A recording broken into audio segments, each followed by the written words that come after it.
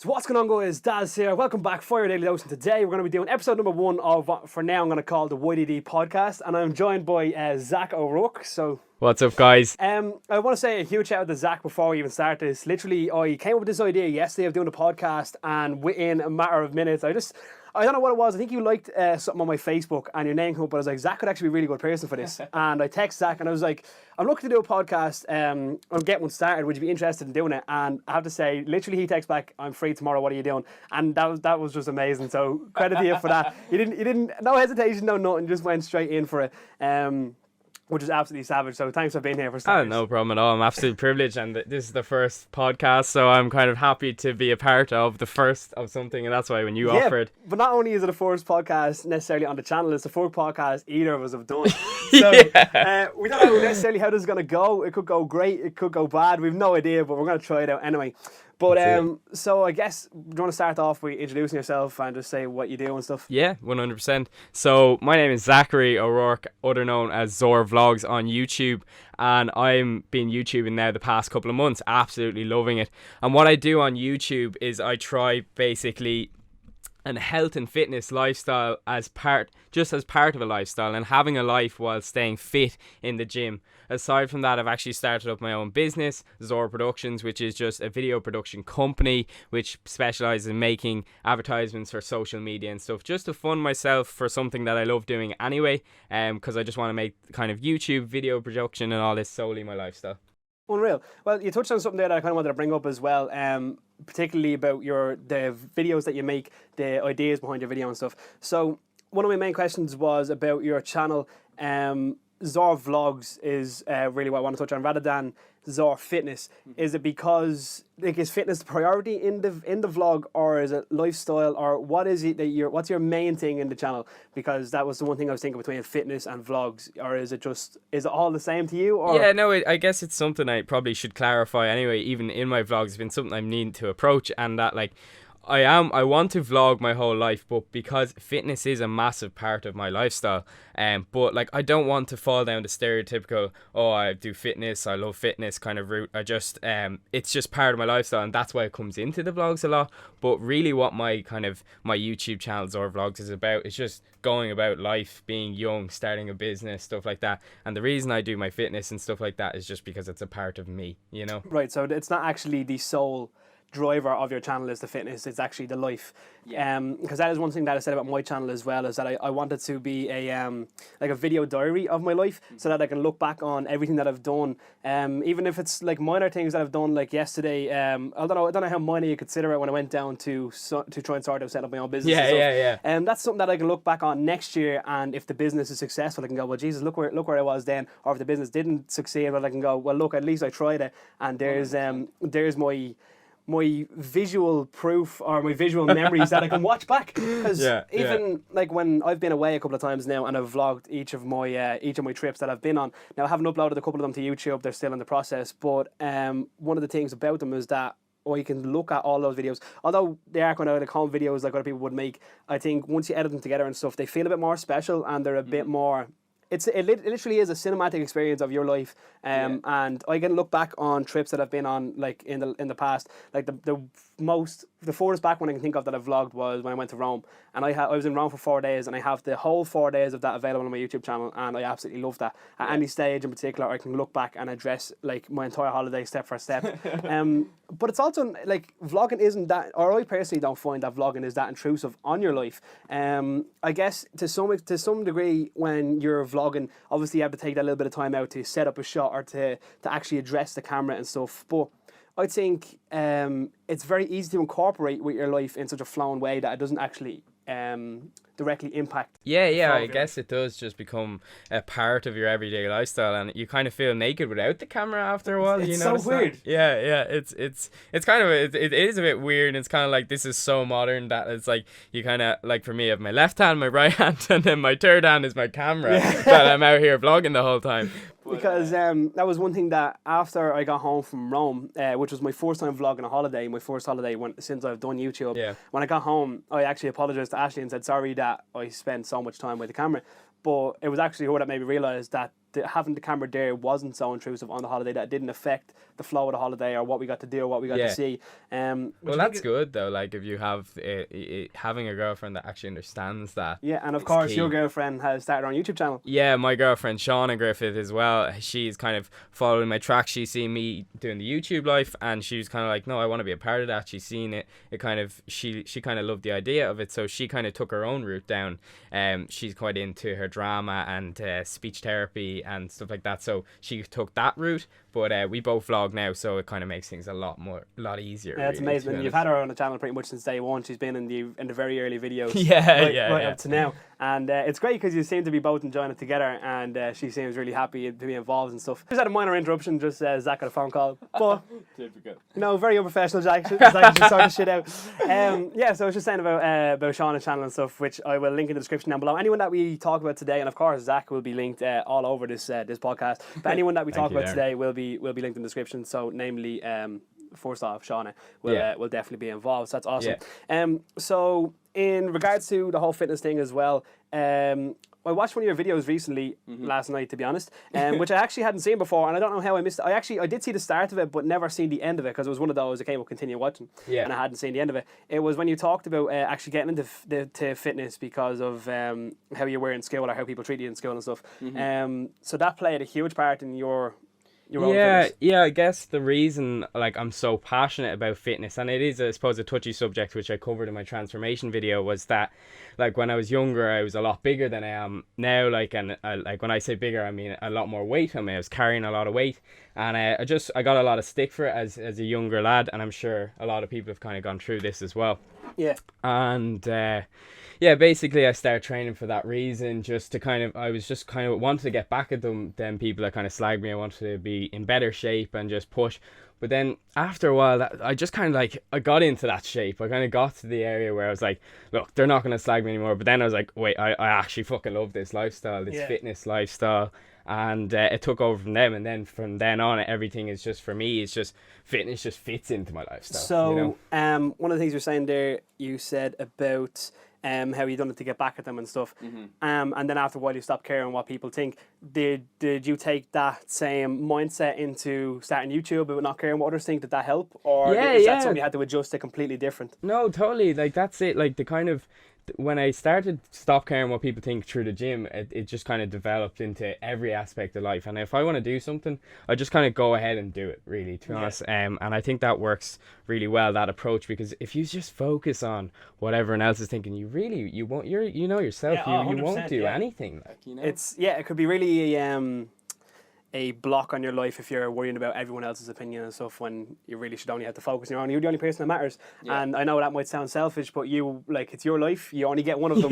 You have to do what you want to do, and you can't give a fuck what John on the road thinks, because he's just irrelevant.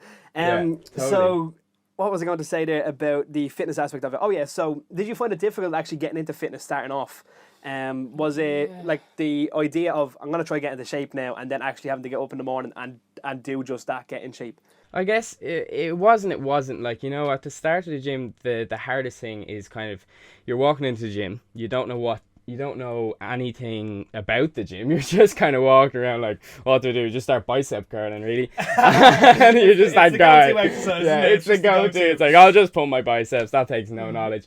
And then after that it just became just so natural to me. But at the beginning it was tough to kind of get into it, because I don't know if you know this now, I don't know if I've told you this before, but I done sport leisure management in college. That was what I done. Oh, I think I heard something about this before. You might have heard the one part that everybody knows. I know, okay. But so I do have a sport and fitness background as well, but unlike yourself, you actually put it to use, whereas I don't, which is something that I'm a little bit annoyed at myself over, to be honest, because I do have that potential to go ahead and do something. But I personally find it difficult to get into the gym or get into a routine. Only the last two days ago I started trying to get back into shape, because I'm at the putting on the most weight I've ever had on me. I'm currently a little over 100 kilo. I'm 101 kilo, and okay. I'm not even 5'7", so it's quite bad for my size. So trying to get into that routine is quite tough. And I went on a jog on, what day are we now? Tuesday. I went on a jog Sunday. Tuesday, yeah. I went on a jog Monday, and then today I haven't done anything bar what we're doing right here. But I'd like to do something before the day is out to try and keep it going, because once you're in, you're in. But it's getting in is the hard part. Would you have any advice for people trying to get into the fitness industry, or not even industry, just try to get into a healthy lifestyle, regardless of if that's dieting or exercise or the combination of both? Yeah, I guess like the first couple of days when you're getting into fitness, and like especially if you're not into it at all, so you're going from 0 to 100 here, they are tough, and they're the days you need someone behind you. Like what I suggest is having someone behind you to motivate you at the beginning. So whether that be your girlfriend, your brothers, your friends, just someone that's into the gym already. Who was it for you? For me, it was actually at the time it was just a friend through school basically said come on to the gym with me. So like I think it was my friend Jordan at the time, or Kevin, two guys, and basically that's what got me going. It was them kind of saying, "Are you come along to the gym?" But then that's basically like you just need someone behind you, kind of motivating you at the start. But then after a while, you actually start seeing some progress. So next thing you look in the mirror, like, oh, my stomach's a bit tighter there. My muscles looking a bit better. And then you're all of a sudden you're kind of feeling better, because you're in your mind, you're thinking nutrition. You're thinking, I'm going to eat a bit healthier all the time. And of course, there's a lot for your confidence. If you look better, you feel better, essentially. 100%. Yeah, that's it.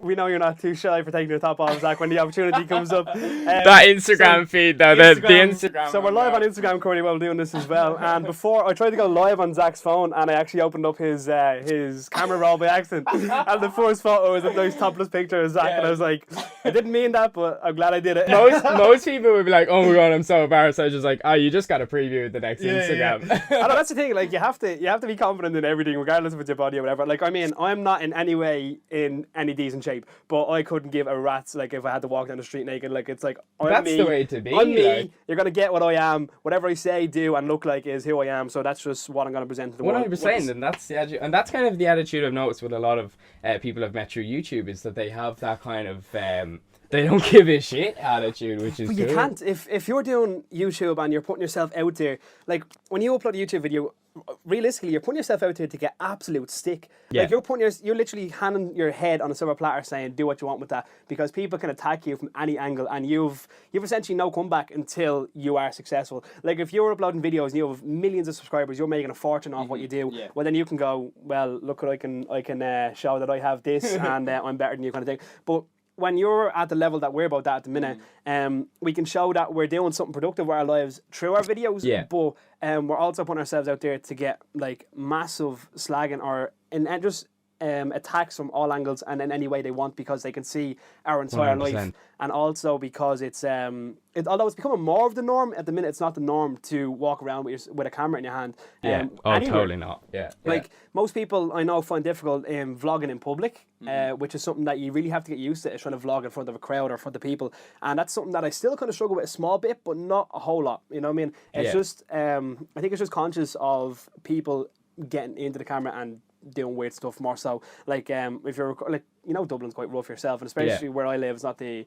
politest area in the world. They don't want you going around with your camera. They don't want you going around with your camera. So that's something that I'm just gonna have to. I'm trying to get over that now. It's slowly but surely getting there. Yeah. But you're definitely putting yourself out there on a platform to be destroyed when you make YouTube videos. You have to get over that whole. I think that's probably the toughest part, and for most people, like that's what stops them starting, is like, because you're always going to get that comment. Like I've had so many comments on my YouTube page or my Instagram post just from like stop, or even, and like I find it sometimes even your closest friends are just like, what are you doing, like, you know, but you just kind of have to like, I'm doing what I want to do, you know. Savage. So I want to actually just explain to people as well how we actually know you and how we know each other. Yeah. So I only know Zach about, would you say 3 months? I'd say it's only 3 months. If even, it's probably a little bit less than that actually. Yeah. But we basically met through our love of YouTube and our passion for this, because we ended up at a YouTube meetup from a YouTuber that we both know, or at least we know well now. Go Keely! Yeah, Ben Keely. So yeah, there's a guy called Keely HD. I've talked about him a lot on this channel before because he's been involved in stuff. So his name's Ben Keely, and he had a YouTube meetup. Whoa. A picture just came off the wall. Here's a photo that just fell. Yeah. Oh God, it's religious as well. That was kind of weird. Wanted to be involved.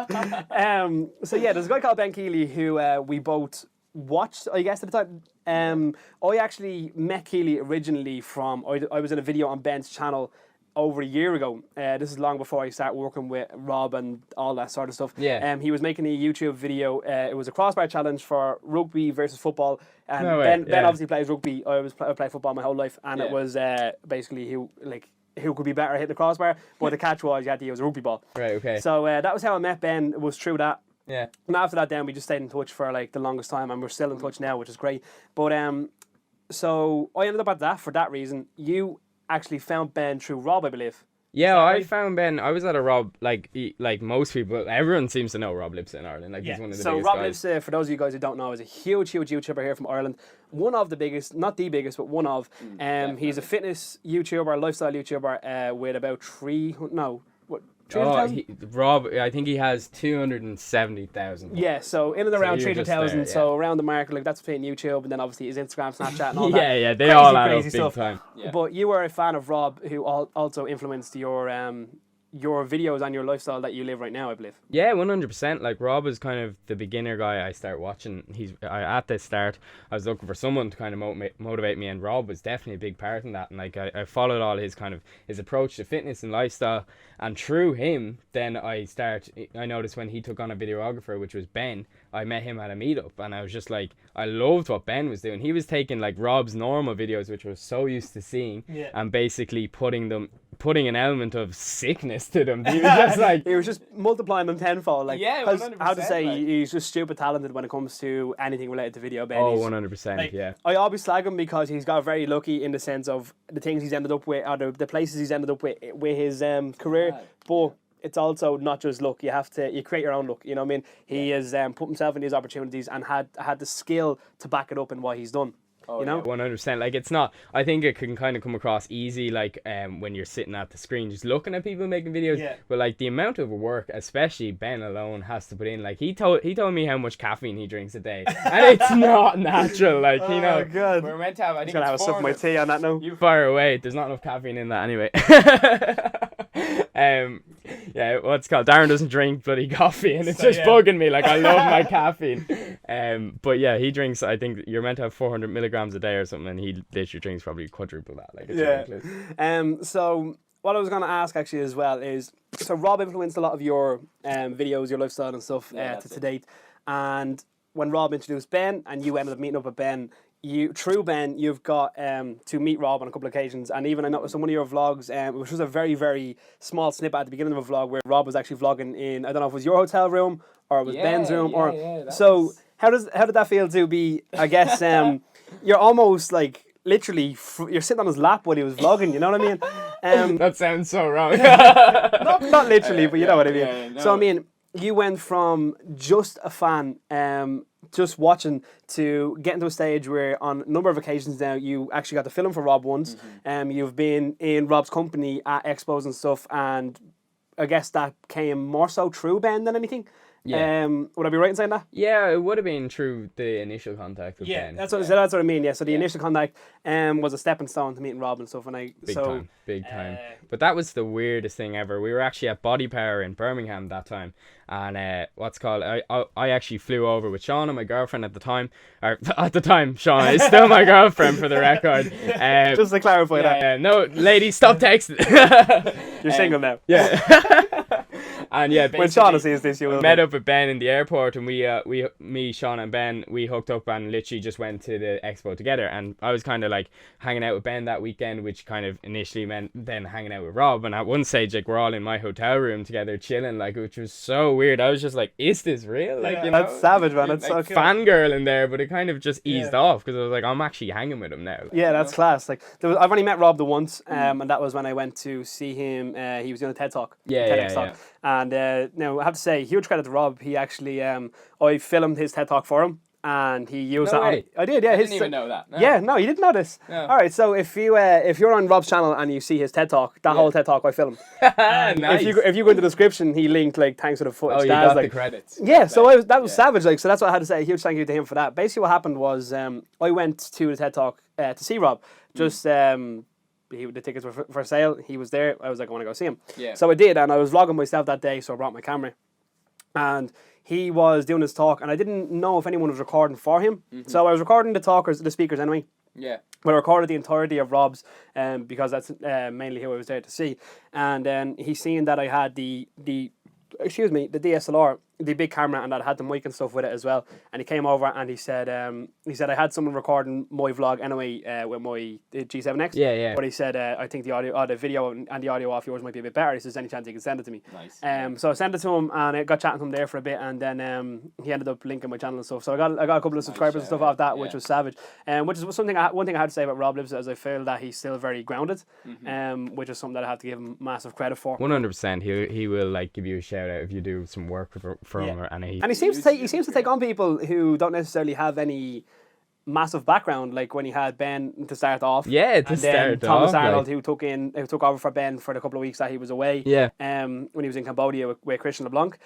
So he seems to take on people without them having to have too much background even. Or a following or anything. It's not based on that. It's like, you can do a job for me, I can help you out in your what's the word? Getting more noticed. What would you say for that? I can help you with your exposure. I can help you with exposure. So you can scratch my back with a bit of work. I can scratch your back with the exposure. So he seems to do that pretty well. I have to say that's kind of cool from him. Now, I will say one thing as well about your meetup vlog that you done when we met up with Ben and Gio and the boys. Yeah. You talked a little bit about that being your first time meeting up with other YouTubers or people who have the same interest generally. It was, so when you got into YouTube yourself, how long are you in YouTube, by the way? God, I'm only in YouTube like literally 5 months, I'd say. Right, so very early days. Yeah, it's very early for me. So when you first got into YouTube, you didn't obviously have anyone else that was into YouTube then. If that was your first time meeting YouTubers, you didn't actually, personally know anyone or were involved with anyone that was... I didn't actually know a single person, no. Not a single one? It's not up in my way in Kildare. Like, I just didn't know anyone. Like, it wasn't even... I didn't even know if it was going to be acceptable at all to start. Like, I didn't know how this was going to go down in my life. At the same time, there's a guy I know, his name's Kevin, right? He vlogs he lives in Mullingar. Right. But he's the only person in the whole of Mullingar that makes videos. Yeah. And because of that, he's got a massive following now. Like, he has he has a little over 1,000 subscribers because everyone in the city is like, oh, I know that guy. Like, I want to see what he's doing in the city, kind of thing. Like, so everyone in the local area is subscribing to him because they want to know what's going on in their own town because there's no one else doing it. Yeah, it's a good idea. But that actually happened to me recently. Like, I'd say there is a couple of YouTubers in my town. I think I know of two.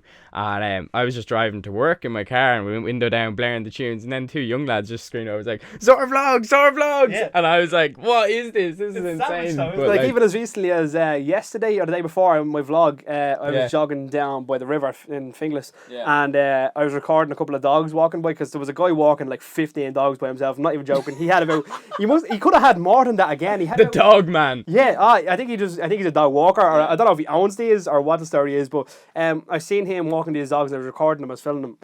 And while I'm filming them, in the background you go, "What's up, your daily dose?" Two lads on a motorbike flying through the field. I was just like, that's so strange, like, but it's so absolutely rewarding. savage. So rewarding. Yeah, because one of the things I wanted to talk about when I asked about you not knowing any other YouTubers and that being your first time meeting them, I originally, when I got into YouTube, I didn't know anyone that was doing it at all. I hadn't known, but like after my very first or my second video, maybe a guy from Finglas who also made videos at the time, he doesn't anymore. He contacted me about joining like a YouTube group, and I was in that for like 4 months or something. But I wanted to kind of, because the reason I bring this up is because from that group there was 5 of us including myself in the group. From that we got a lot of collaborations and stuff, and we were able to do a lot of work together, and that was very easy for starting off. Quickest way to grow is exactly. So it made it easy for when I was stuck for an idea, I could just text Zack and be like, "Oh, Zack, do you want to make a video?" Because we're stuck for ideas. And then we both have a video of it, and it's very, very easy. And also I can give you some of my subscribers, you give me some of yours, and it's very easy to start off growth. So I didn't really get to experience fully the struggle of growing from, say, 0 to 200 alone. Yeah. So how did you find that by yourself? No, I don't think you've had any collaborations on the early days of the channel that I've seen anyway. Yeah, no, I didn't actually. I had to grow naturally from zero. Like, I didn't have any shout outs, unfortunately. I'm still waiting on shout outs. Yeah, so basically I just spammed the crap out of one being Instagram there. And then Facebook, getting my family, friends and stuff like that, and just share until they were sick of me. Like, That was your form of advertising. That was my kind of natural growth, and I got from 0 to 200 like that, kind of with that sort of thing. Right, so you didn't really have a struggle in the beginning. There was no. It wasn't too bad. No, like That's great. fairness, I didn't have a struggle. No, it was actually okay. Do you know one thing that bothers me about your channel immensely? Okay, this is a good thing now, but it just sounds bad. But you have 350 odd subscribers, right? Yeah. Your videos get anywhere from 300 to over 1,000 views. It's like, why won't those people? Why won't these people subscribe, man? It's like you're watching the video. Press the subscribe button. It's tough. Like you kind of question that. It's like 3 of your videos, I think, or more, even have like over 1,000 views. Yeah. You're like, let's just say that's 700 people that didn't subscribe who were watching the videos anyway. know, it's like, just come on, man, just click the button. It's free, please. None of your videos have less views than the number of subscribers you have. No, definitely not. So no. I find that bizarre that like you're getting more views than your subscriber count. It's a weird concept, yeah, but I guess people. I think the problem is most people think subscribing is actually a cost. Like, the term subscribe is just like you have to pay money monthly or something. But like also, not even that. I find subscribing to someone. I don't know if it's just I have this weird outlook on it, but it's like you're making a commitment to that person almost. Yeah. That you feel like if you subscribe and you don't watch, that you're kind of you're letting them down, or that you're doing something wrong. You know, that kind of way. Yeah. Like I find that I will only subscribe to someone. Like I don't think I've ever subscribed to someone after one video. I've never watched one video and said that was good. I'm gonna watch all of his stuff. Yeah. I would normally watch 3 videos and go, I actually like this person, subscribe, and then I'll follow them then afterwards. Yeah.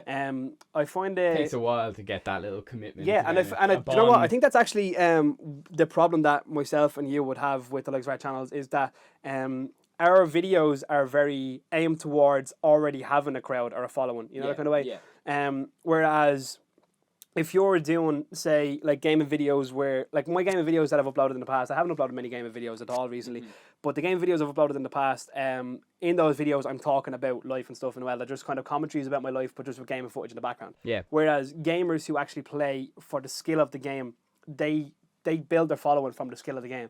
Whereas myself and you are trying to build our following through our personalities and what we do in our life. Yeah, so totally. we definitely have the sort of content that you need a following for already. But so it's very difficult to try and to find the balance of how to address new people but keep the people that you have happy, kind of thing. It is a bit of an awkward thing, I find. It is, but it's kind of something I was always focused on, was just basically, grow. But then only recently I was just like, like I'm actually just enjoying these regardless of the growth, and I think the growing and the views will follow if you just go out and have a fucking good time. Yeah, 100%. And that's what I'm doing now, All right, guys, we are back with part 2 of the YDD podcast. We are, of course, joined by Mr. Zack O'Rourke. We've been talking a little bit about Zack's life and what he does, especially relating to YouTube, fitness, and his just general lifestyle, I guess. Life. So, before part 1 ended there, we were talking about Zor Productions and the aim behind Zor Productions. So let's just go back into that again, talk a little bit about Zor Productions as a whole, and then we'll continue on from that. So, fire away. Yeah, well, as I was saying, like, I started Zor Productions with kind of like, the mindset before I started it was that I didn't want to do a typical 9-to-5 job, because I know a lot of people that do a 9-to-5. My parents do a 9-to-5, and I just kind of looked at the lifestyle and thought it's so limiting on what I want to do in life. Like, I want to travel as much as possible. I want to be able to work from my laptop, and I want to be able to just go wherever I want. And I was like, right, how am I going to do this? And I want to do it with something I love. So I started Zor Productions, which is a video editing company which basically specializes in social media video production. And the positive to this is I can work from wherever I want in the world. I can still deal with clients. I don't have to be with them, and I can earn good money off it. So like, unreal. Is there a downside? Well, you tell me. That's your job. So basically, I was wondering, have you had much work directly revolving as a direct result from Zor Productions, or that is technically incoming into Zor Productions? Yeah, like at the start, things were slow because obviously, like it's a new business. You're kind of, you don't have too much confidence in yourself. But I've had a number of jobs now since I've started. Like, when did I start? About 2 months ago now. And work is starting to increase. It's funny how fast you start getting extra work. How did you find your first job? How did you My find first job was actually through my girlfriend Shauna's mother. She owns a casting agency, and she wanted a promo video done for their school show. And she just came to me, said, would you be able to do it? I was like, I can sure as hell try. Before you go pay someone else, I'll give it a go. That was actually the term and agreement. She was like, if you fuck it up, I'll go get someone else to do it. I was like, perfect. And yeah, so there was literally nothing you could lose there. No risk, yeah, no risk at all. So you just would have got kicked out of family, and that other than that though, I mean, everything was okay. Yeah. So what is the I suppose the business plan, or where do you see Zor Productions in the next 5 years? Ideally, like for me at the moment, lots and lots of money is not my focus. My focus is freedom, and if I can get to a sustainable amount of money and revenue per week or per month, just enough so I can just be like, let's go to France, let's go to Spain, let's travel, like, and if I can sustain that lifestyle, I'm happy out. Like, you know, I don't want to go buy a lovely car right now or anything like that. It's not to make a shit ton of money. It's about just having freedom. Of course. Because I do notice that one thing with also my line of work and then my girlfriend Ashley's line of work. So with my work now that I've started my own business and stuff, I've been working at that now for the last couple of months. Yeah. And like today, I should have been working today, but I said I'm going to make this video with Zack instead. So I had the freedom to just go, I'll do this, I'll do my work a little bit later on because I can. I don't have to ring my manager and say I can't make it in tomorrow, or can I start a little bit later or whatever. I am my own boss. It's just myself and my mum that work together, and that's it. So I just told my mum I'll do a little bit of work later on in the evening. I won't start in the morning. It's simple as that. But with Ashley now, Ashley works 9 to 5 at a bank. So she works in AIB, and that is very restricting on her because she only has like 20 holiday days a year.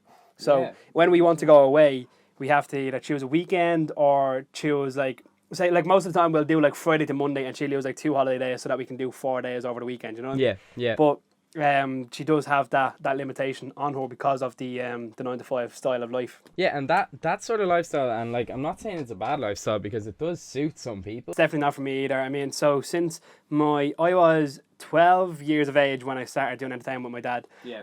Because that's just been that's our whole family's lifestyle. Like, my dad started doing entertainment for a living when he was 18. Right. And then so throughout the years, then my whole family has gotten involved. So my dad's brothers and sister and stuff have helped him. And then as my older brother got a little bit older, he started doing it, and he brought in my cousins and his friends and stuff. And then when I was old enough, I jumped in. Then my younger brother and then my sister. So we've all done the same line of work for a very long period of time. So that is essentially the only thing I know. You know, like, I don't know 9 to 5 job. I don't know a time restraint. Like, I mean, I've had jobs where I worked in, the only 2 jobs I've actually had were Deals and Cineworld. So that is a pound shop and a cinema. They're the only 2 jobs I've had, and they were both shift work. And thankfully with those jobs, now shift work is never a deal for anyone, I don't think. I think it's so awkward to control. But what was great about those is that the hours were fairly flexible, and that I didn't like not knowing what I was going to be working next week, but I did know that I could swap a shift, that if I didn't want to work 9 to 5, I could do a 5 to 10 or whatever I could want to do. They're nicer. You know? They're nicer. I think if I had a 9 to 5 at any stage, or even now, I think I'd go offside. I just don't think it's for me whatsoever. Even waking up in the morning, like, I don't know how you do it. I've seen a video where you were like, the one where you were running along the beach, you were like, I'm going to go for a run because it's lovely out and it's 7:30 in the morning. And I was like, I would be absolutely dead at that hour. I don't think I ever see the hour of the morning before 11 o'clock. Like, it's not in me. No, I 100% like if I don't have to go to work, I have no problem getting up at 7:30. Like, this morning I was up at 7 because I just wanted to learn how to do some After Effects. So I was talking to you last night, and you were like, I have to go. I'm up early in the morning, and I was like, I couldn't do it. I was like, I couldn't do it. Yeah, I went to bed at like 3 or 4, and then I woke up at 11:30 this morning. So, man, how long is your day though? If you go to bed at, like, if you get up at 7, your day but feels the thing is, so long. I woke up yesterday at 8:45 because I had to have a meeting at 10 o'clock. So I got up yesterday to get ready and stuff, and then I went to bed at 3 or 4 last night. So that is an extremely long day, you know what I mean? Yeah, that's true. You're just getting the other end of it, really. Yeah, that's the thing. I do a lot of my work, whether it's YouTube or my actual work, whatever it is, at night, because I find it easier to work when everyone's asleep. It's very easy not to get distracted by Facebook because no one's posting anything at that hour of the morning. Yeah, that's true. No one's texting me, no one's ringing me, no one's knocking on the door, no one's nothing. It's just like I can just sit here for 4 hours on my own and that's it. At that stage, I've watched all the YouTube videos I can watch for the day. I've nothing to watch and I've nothing to do, and I'm like, well, I have 4 hours to do something now, so I can be a bit more productive. And that's just how I personally find it. I know some people prefer to be active at 7 or 8 in the morning, probably like you do, but I just personally think it's easier for myself to operate from the hours from 11 to 4, like at night, which like I live in a different time zone. And I think I honestly put a lot of that down to this might sound strange, and Ashley will probably kill me for saying this, but I put my late nights down partially. Oh, I feel like you're gonna blame the girlfriend. Hold on. Yes, because when we were obviously starting to see each other, she was living in New York. So I had to stay out till crazy hours in order to talk to her. Because when I was talking to her at 7, 8, 9 o'clock in the evening over there, it was 12, 1, 2 o'clock in the morning over here. So that was that plays a part in it, but by no means is that the only reason. I mean, she's been home for over a year, so I could have changed that. But I did get used to that time of working during those hours because I was up. Like I was doing YouTube at the time and Ashley was in New York, and we used to sit and I'd have her on FaceTime, almost where your Instagram phone is there now, because I used to edit my videos on this computer over here.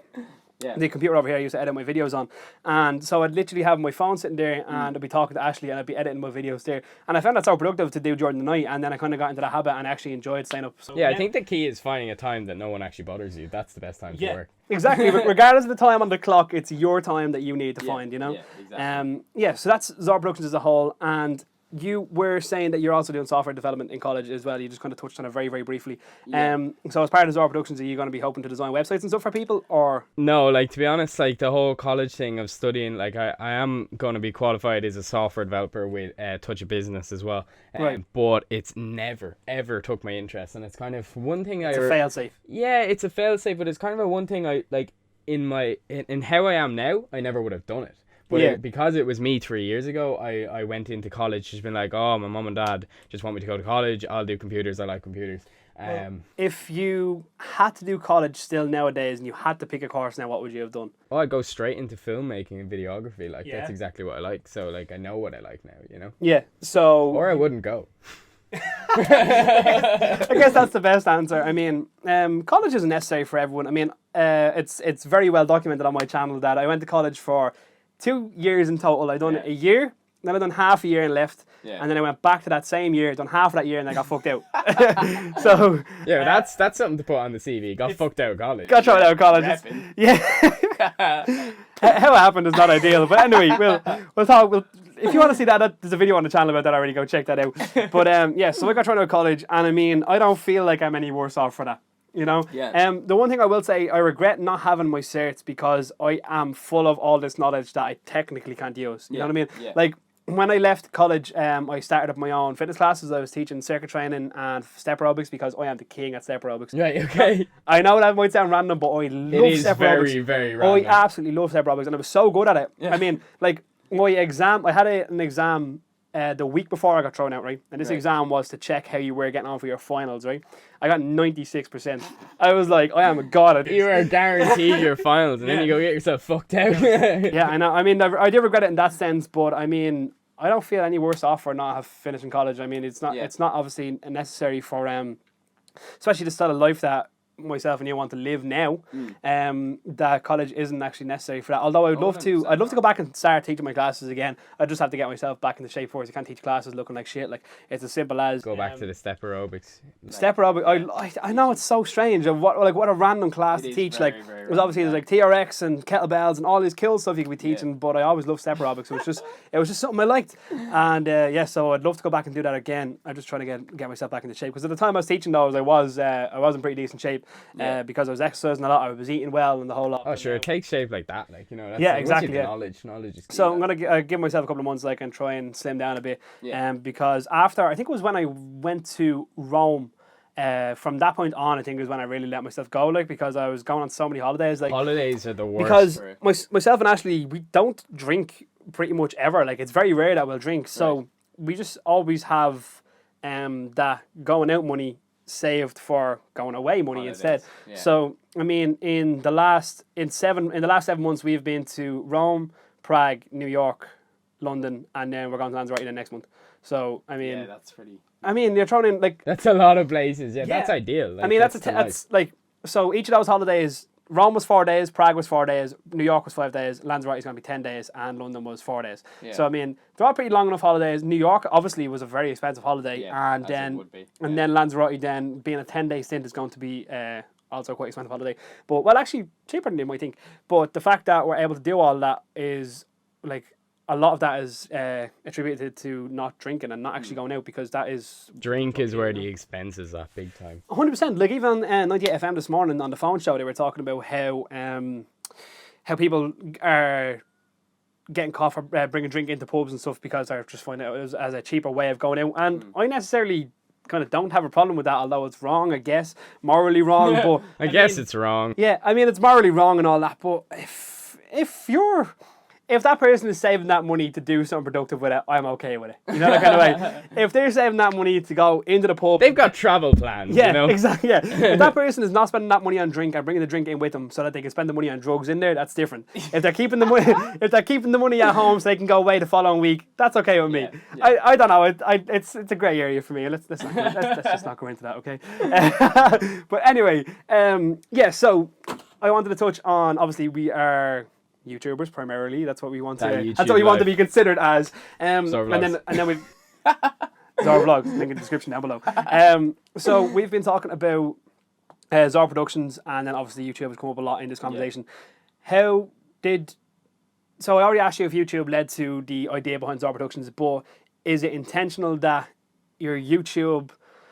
Was it intentional as a stepping stone to go into YouTube and then go on to your career in videography and photography and all that sort of stuff from YouTube? Did you go into YouTube with the plan being this will eventually lead to a job? No, I had no idea what I was doing. I just went into YouTube because I liked the idea of it. Like, I liked the idea. I was always a massive fan of social media. Like, I love social media. Yeah. And I was just like, you know, that YouTube life seems like good kind of lifestyle. It kind of gets, like, because I always live a quite an energetic lifestyle. And people had said to me, why don't you just start YouTubing? Yeah. So I was like, fuck it, I will start YouTube. So you just mentioned social media there, which brings you on to my next point.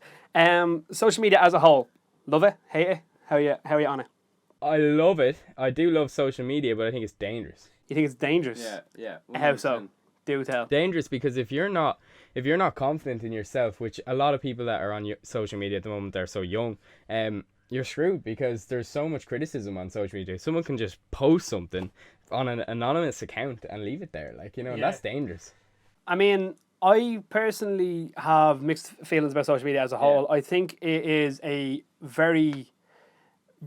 it's beneficial if used correctly, of course. It's absolutely amazing in that sense. But as you said as well, it can be dangerous, and it can be, FOMO, like the fear of missing out. That applies really heavily to social media, I think, as well. So, like, that's why people can't get off Instagram or Facebook or Snapchat or any of that, because they're afraid that if they delete Facebook for a day, they're going to miss everything. That's a genuine fear people have, and it can take over your life. I mean, like, when I always look at my phone dies way up more often than it should, and I'm always like, the battery's just fucked. But then I realise I've just watched 7 hours of YouTube. Yeah, that's the reason. It's not the battery at all. It's not the battery at all. But I think to an extent it is an addiction. You know, it's not something that I couldn't live without, but it's something I don't want to live without. I mean, if I really had to get off it, I could. But I think especially in what we do. I mean, a while back there, I think it was a couple of months ago, I deleted my Snapchat, Instagram, Facebook because I was like, impressive. So I was like, I don't want to use any of these, but I still kept my YouTube channel, of course. Yeah. But then I was like a week in, I was like, how do I advertise my videos? Yeah, that's how I was thinking straight away. It's like, so I was like, I'm going back on Facebook, I'm going back on Instagram. And I think in what we're doing now is very, very important that you have to have a social media, but also it just has to be used correctly as well. Yeah, that's it. So yeah, social media. You just need your time, like your designated time to just get away from it. Like, you know, and like me and Sean and my girlfriend, like we literally have... Your girlfriend now or the one that you... My girlfriend, it's still my girlfriend. Yeah, we basically have time where we just put the phones away and it's just designated no phone time. And you just need to have that because otherwise you get fucking lost in social media. Like, that's actually really, really good. That's savage. It works well. suggestion to the people out there. Put your phones away, okay? You don't need the phone. Except the people watching this Instagram live. You stay on it for a while. Oh yeah, so just to clarify, we are live on Instagram as well for those of you guys watching the podcast now, back on YouTube, of course. And I think I'll also take the audio of this and stick up on SoundCloud as well for people who want to listen to it that way. So you are doing something on your channel right now, the beginner transformation. Yeah. That is a series. That is your fourth series, I guess, on the channel. Everything else is more sporadic videos and lifestyle and stuff. Whereas this is actually a designated. This is what it's about. Yeah. You know, and you're doing it with a guy called Carl. Yeah, Carl is his name.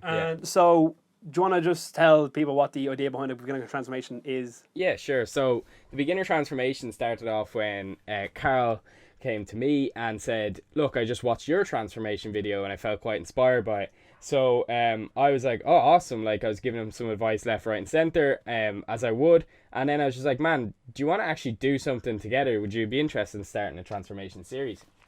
So he was like, "Yeah, what do you mean? Like, what would that entail?" And I was like, "Not a whole lot. Like me helping you get in shape and just giving you advice, but we'll just record it." And he was like, "Yeah, fucking why not?" Like he was totally up for getting involved. So, quick question regarding that: are you a personal trainer?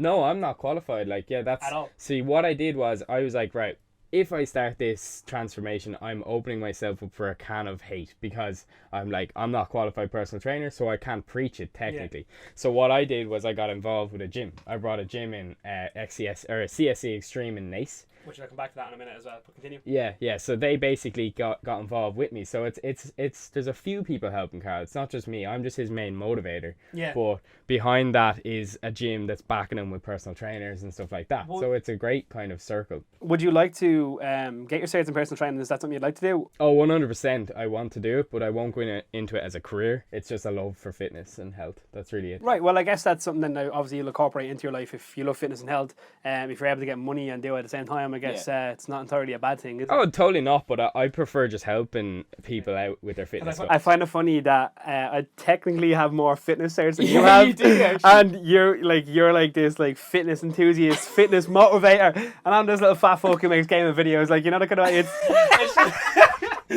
it's just bizarre. The reason I bring that up is because a cert means fuck all. If you know your stuff, you know what you're doing, you're able to help someone, that cert means fuck all. The cert just goes to the haters. Stop hating, bros. Yeah, it's just, I have a cert. It's just insurance to show that, like, yes, you should trust me because this is why. Yeah. But at the same time, I would... This is coming from me. I would listen to you before I would listen to myself when it comes to fitness. Like, I mean, I done 2 years of it in college, and like that was nutrition, anatomy, physiology, sports science, all this sort of stuff. Everything that you can think of that relates to sport. And I would sooner take advice from you than me. But also that I think it's also the sort of thing that if myself and you were to walk into a room and say to someone like, "Okay, we're both personal trainers. Who do you want?" If I'm looking at you and me, I'm picking the guy who's in better shape. You know, that's what because in my head I'm like, if he can make himself look like that, he can do something for me. You know what I mean? Yeah. Whereas if this guy, me, still looks like that, well then, like, there's obviously something wrong there. You know, that kind of way. Yeah. So I mean, certain stuff mean nothing. I just wanted to ask if you were a personal trainer, but like, I'm not judging that you're not.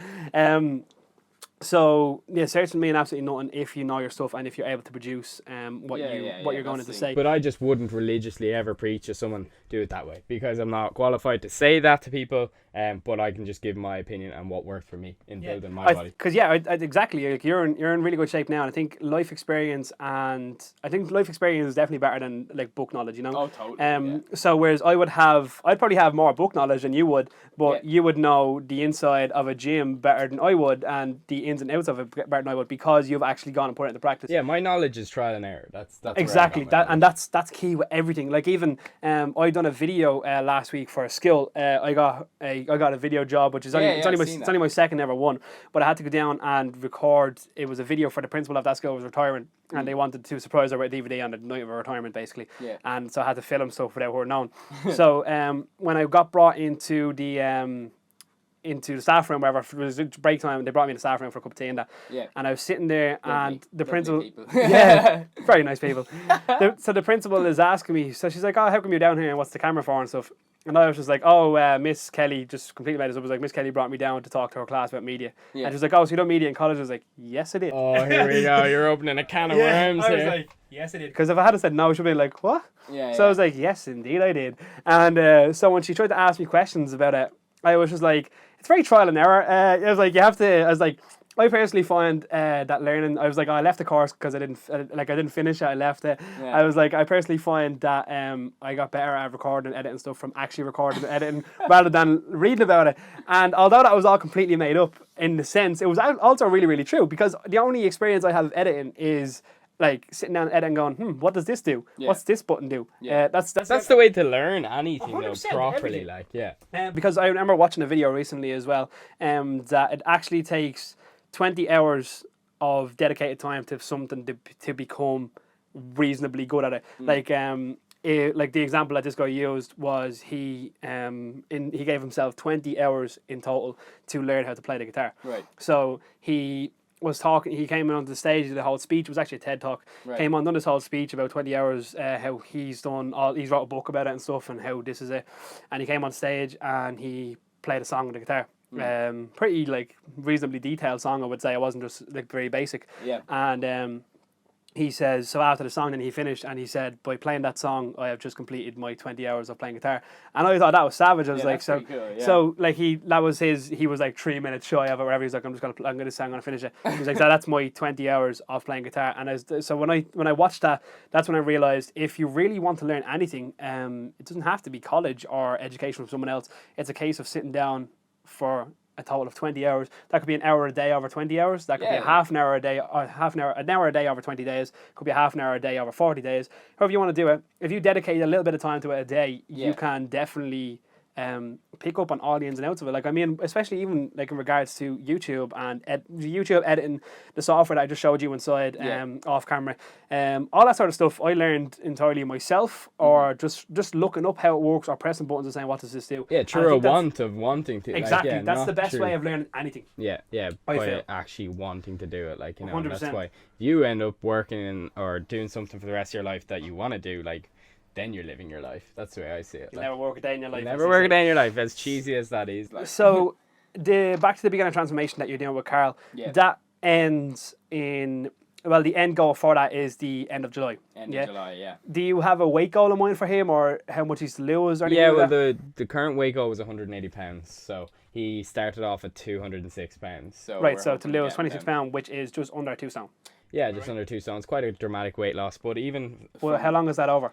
That was over a total of 2 months, so 8 weeks. Yeah. Right, yeah. So it is a big weight loss. But but realistically though, he is working out, I take it. He's working out, yeah. So if he's going to build muscle, he's going to probably, if he lost, say, 15 pounds, but he was at the gaining 10 pounds of muscle, Jordan, that's just complete numbers, like I'm just making up numbers. Yeah. Well, then he might have only lost 15 pounds rather than 26 pounds that he was supposed to lose. Yeah, like that's where it started off. The initial goal was like, all right, we want to get to this weight. But then we were kind of like, hold on, like, you are building muscle as well. So the weight, we're not so much focused on the end goal. It's more so, how do you look? And he does look so much better. Yeah, that is exactly it. Because my two brothers would be big into their healthy eating and stuff and that. And when they started, they were like, I want to lose a stone for this week, like, in the kind of way they were, because they didn't know what they were doing. They were like, I want to lose a stone. I need to do it. I need to get down to this weight. Just want to lose a stone. Yeah, want to lose a stone. And then they were like a week in, and they had lost 2 pounds or whatever, and they were like, I went to the gym 6 times this week. I didn't eat any shit. Why did I only lose 2 pounds? And then they started quickly realising that after 4 weeks, they had lost like almost a stone, but they looked great. You know what I mean? And they were like, who cares if I didn't lose a stone? I look great. Yeah, you're better off not focusing on the scale. Like, the scale. Unless you're severely obese, I don't think a scale is appropriate, like, at all. And when it comes to the end goal here for Carl, you are ending it at the end of July because you're going interrailing. Yeah. So what's the plan there? Yeah, that's my excitement at the moment. I get buzzed up even thinking about it. But on the 1st of August, me and my girlfriend, we travel Europe. We begin traveling Europe together. So many countries.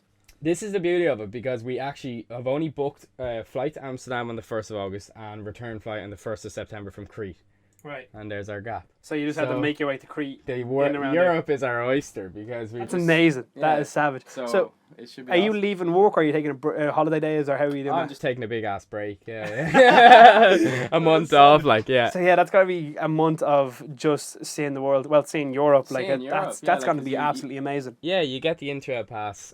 We paid for that. That's booked, and basically that just means any train, any bus, or whatever we can use around Europe. So Europe, it's like a city just becomes Europe because we can just go wherever we want. Yeah. So I said to Sean, like, she'd be a lot more organised than me for wanting to book things, but I'm emphasising that I don't, because I want to just go with the flow. If we meet people, travel with them for 4 days. If we get bored of them, leave, and just see where we end up. Like, that's savage, man. That is so cool. Yeah. And are we expecting to see some of those videos on? 100%. It's gonna be so good for Zor vlogs. Yeah. But no, it'll be great for myself as well. Like, the adventure ahead is so. Oh yeah, life memories over videos all day. So I mean, find the balance with that. I mean, so I'll just be living the life, but like literally, I'll just be recording it. But like, I won't be going out my way. I'll be just going the way I wanted to go. Yeah, 100%. Like, you have to experience all that. Don't experience it through the eye of a camera.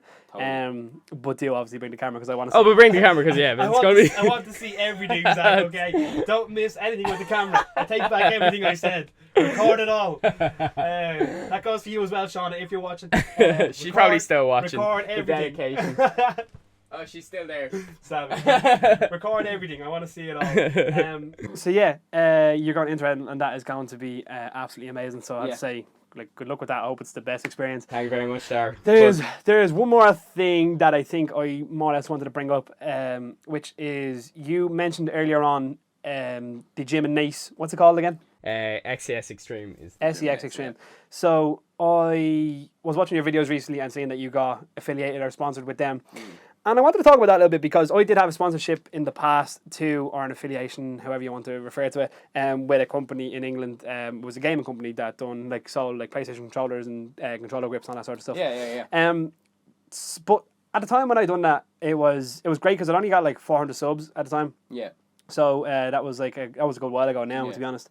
So when I done that, I was like, this is so cool. This is where like everything's gonna kick off. People are wanting to sponsor me. Like, I'm so big already. That's how it felt. Yeah. It did feel that way. I'm not gonna lie. It felt great. So the more I talked about the sponsorship on my channel, the more I announced it, I started to feel like I was selling my soul a lot. I really did. I was like, I'm absolutely like wasting myself here for like €2 off someone's transaction that they might buy like today. And I found, like, because it was something that I don't like, I actually use the product still to this day. But because it was something I wasn't like hardcore involved with, I felt like it was wrong to do, I guess.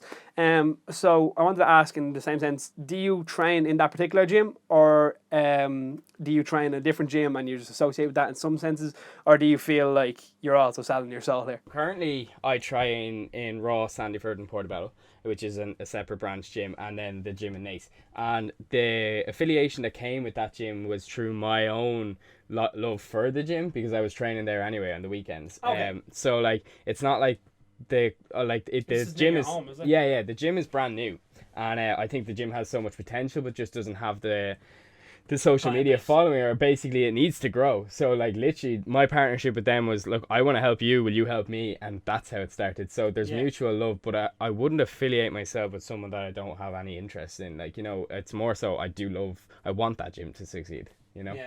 I know, I was just curious because of, like, obviously, as I said, that's how I felt at that particular time.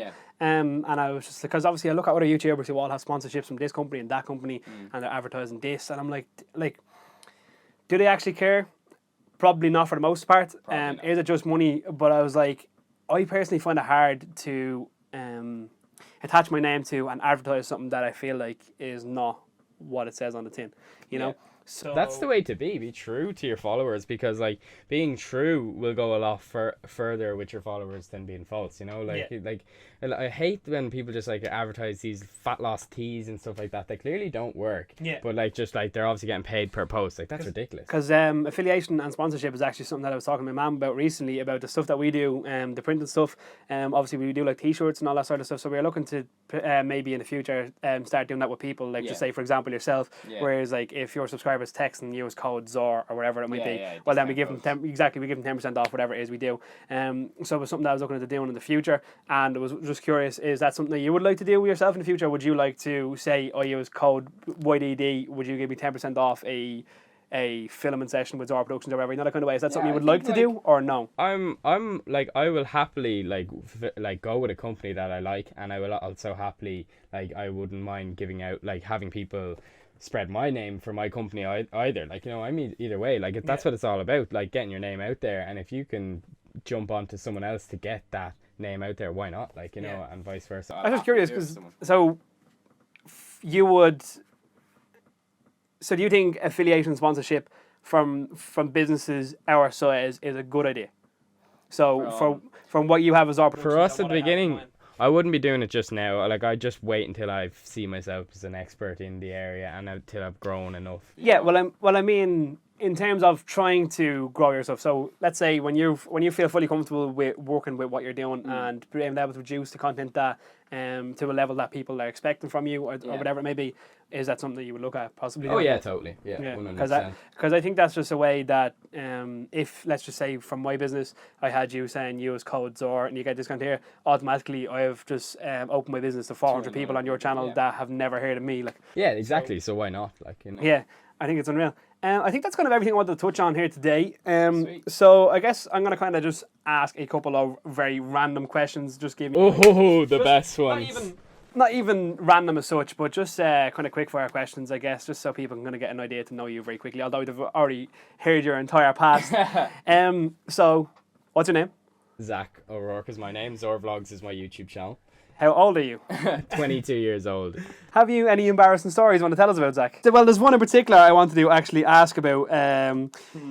Something to do with a marching band or a saxophone. Can you talk me through that? Yeah, like this kind of ties a lot of things together. Like when I was younger, the reason I does it really? Yeah, well, the reason I was bigger to start was because I was never in sports or everything like that. And I obviously got big because I just sat on the couch. So then my parents were like, "Look, you need to get into something. You need to get into something because you're not doing anything. You know hobbies." So when I was younger, and they're like, "You know what? Join this marching band. You'll start playing the recorder. So you learn to play music, start playing the recorder."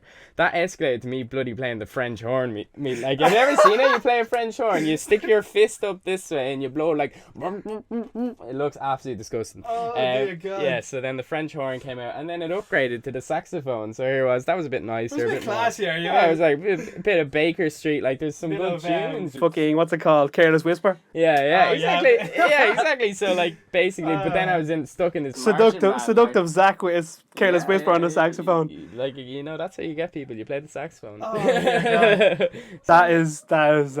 that's brilliant. I didn't realize how deep that went. It ties in, you know. Yeah, that's amazing though that it actually did relate into all of that, because I was just asking just to wind you. I just wanted to wind you up, and it actually ended up helping you look alright. Like, it made me look like a tick. That's what I do, you know. I had that pre-planned. That's savage. But anyway, guys, I think we're going to wrap it up there. I want to say a huge thanks to Zack, obviously, for coming down today on, like, absolutely no notice. Like, 16, I think it takes you like 16 hours ago, and was like, hey, what do you want to do tomorrow? And here we are, YDD podcast number 1, complete with our first guest, Zack O'Rourke, or from Zora Vlogs. His link will obviously be in the description down below, as well as, I think the person that we actually talked about today was Shauna. I said we're going to link anyone that we mentioned. Yeah. Shauna, Ben, Rob. I don't think we need to even shout Rob out. He thinks this is his own work. But I think I'll link Ben and stuff in the chat, in the description. And we're going to wrap it up here. I'm going to try and make this maybe weekly or bi-weekly series. Depends on who I can get and stuff. Yeah, and we'll just wrap it up here, and I'll see you guys in the next one. Peace.